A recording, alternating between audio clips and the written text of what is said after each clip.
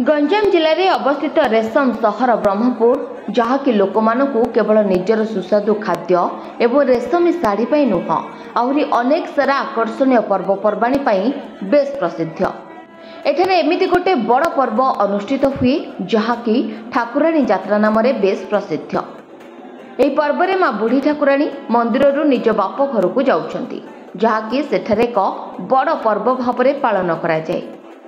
यह गोटे वर्ष छाड़ी पर वर्ष चैत्र मास जहाँकि इंग्राजी मास एप्रिल किबा मई मासरे पालित हुए। चलित वर्ष यह एप्रिल 3 तारिख आरंभ हुई एप्रिल 28 तारिख पर्यंत चलिब। विलंबित रात्रि रे दिवर्षीय ठाकुराणी यात्रा पाई माँ बुढ़ी ठाकुराणी को तांको अस्थायी वासस्थान को स्वागत कराए। यह पर्वर वंशानुक्रमिक मुख्य जे कि सहरर बुणाकार डेरा संप्रदायर मुख्य भाव में विवेचित होउछंती। देशी बेहरा निजर पारंपरिक पोशाक पिंधि बुढ़ीमा ठाकुराणी मंदिर परिदर्शन करी शनिवार अपराह्ने तांको घरे तांको पितामाता बासभवन को निमंत्रण करिसेंती।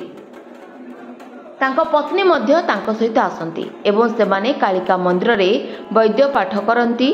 यह पर्व समस्त देवी देवता को स्वागत करिबार रीतिनीति अनुसार चांगुड़ी पूजा सहित देशी बेहरा साही रास्तार निर्मित अस्थायी मंदिर रे आरंभ होइथिला।